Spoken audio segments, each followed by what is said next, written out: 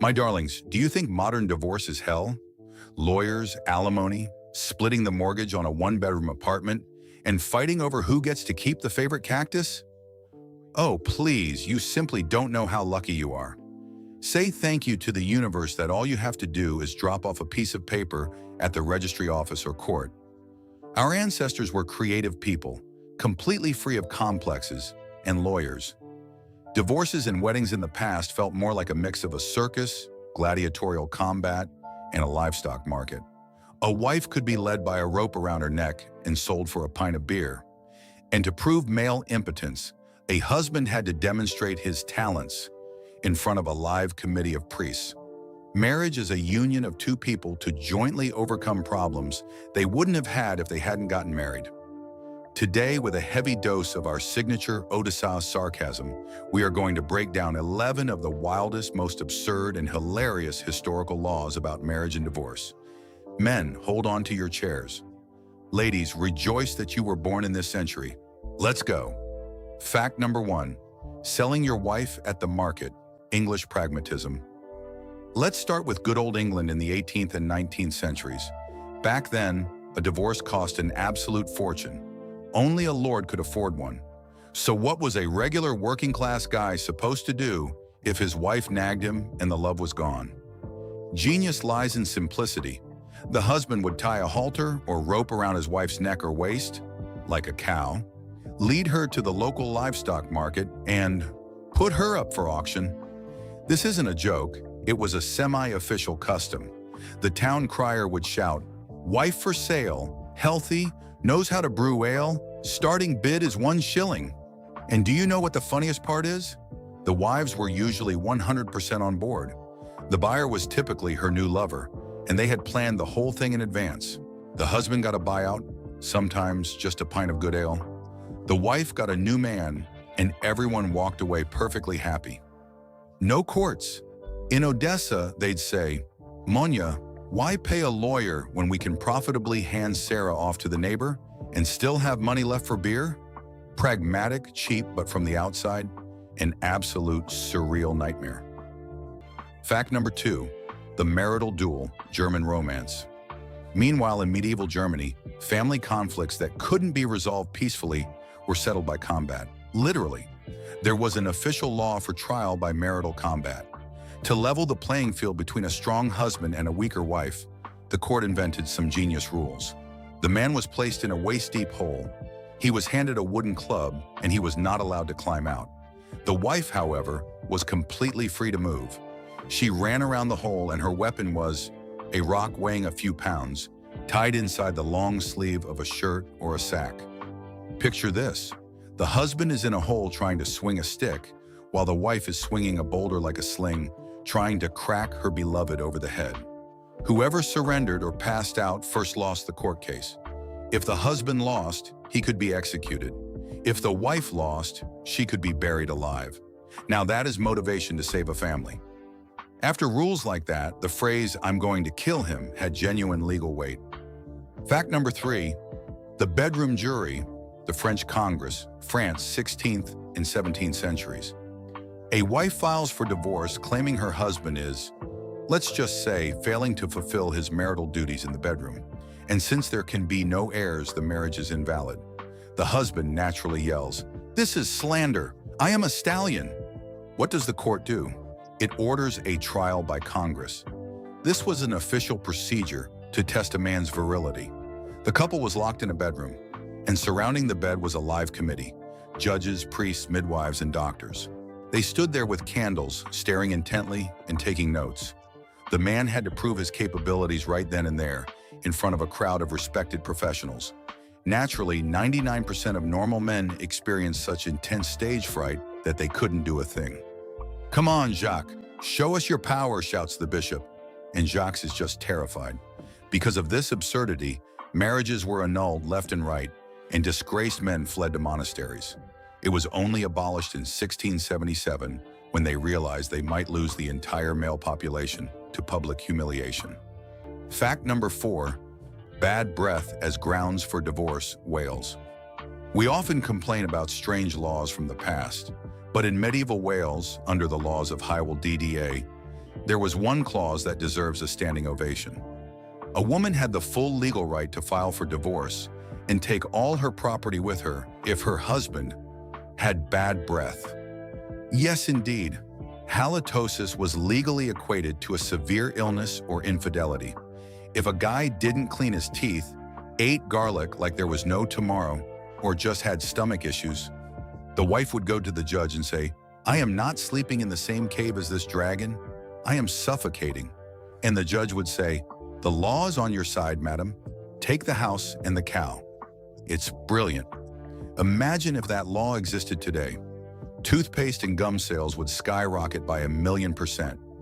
Men would be frantically brushing their teeth 5 times a day just to avoid losing their apartments.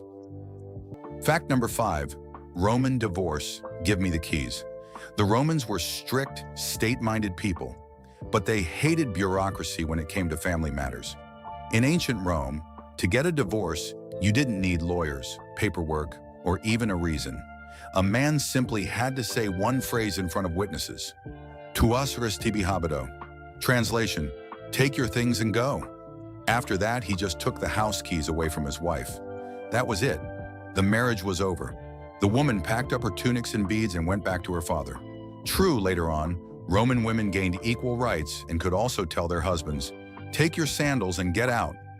No splitting the jointly acquired chariot, no alimony for the slaves. Everything was solved with one sentence. Simple, but zero stability.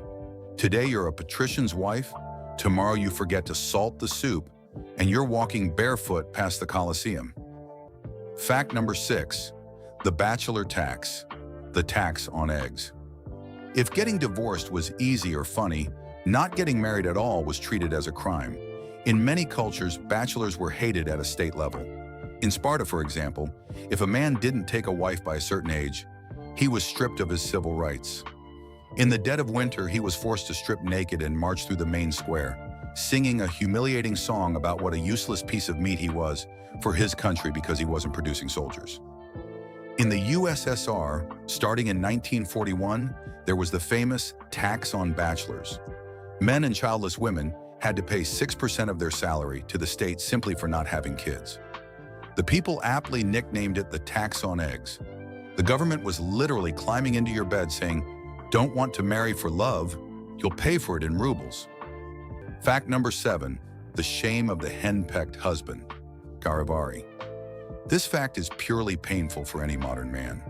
Today, if a wife makes more money or yells at her husband while he stays quiet, we just say, that's their dynamic. But in medieval Europe, France and England, being a henpecked husband was shameful and punishable. If the neighbors found out that a wife was beating her husband or just bossing him around, they would organize a charivari, or skimmington ride. At night, a mob would gather outside the poor guy's house, banging pots, pans, and horns, making a horrific noise.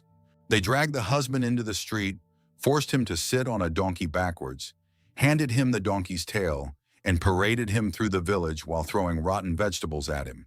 He was punished for disgracing the male sex and surrendering his power to a woman. A brutal, savage custom, but it clearly showed that society was heavily invested in who wore the pants. Fact number 8, the voluntarily forced divorce, the get. In Jewish tradition, divorce is a very delicate matter.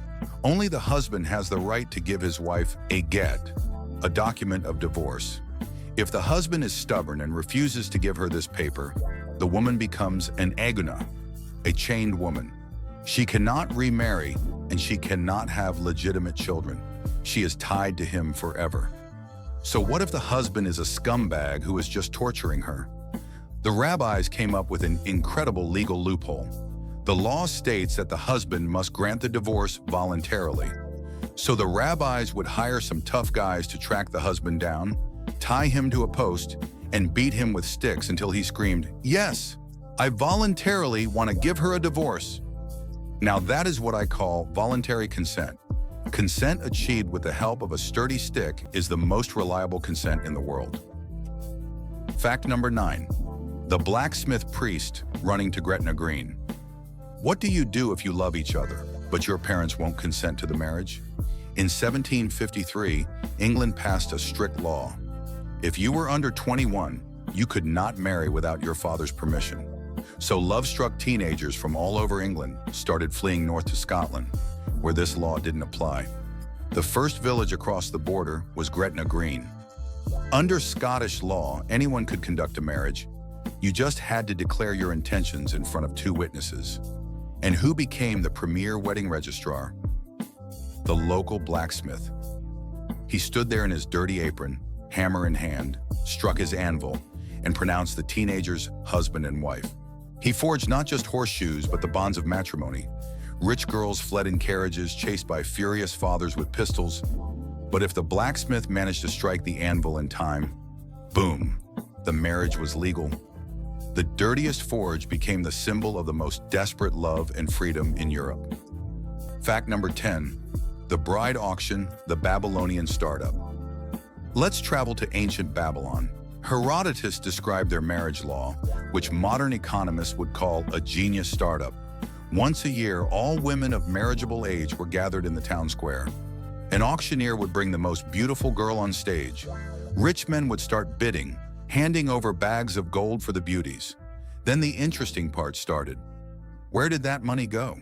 It was used to create dowries for the least attractive girls. When the beauties were sold out, they brought out the plain girls or the disabled. The auctioneer would ask, who is willing to take her as a wife for the smallest subsidy? And poor men competed to see who would take her for the least amount of money from the fund they just raised from the rich guys.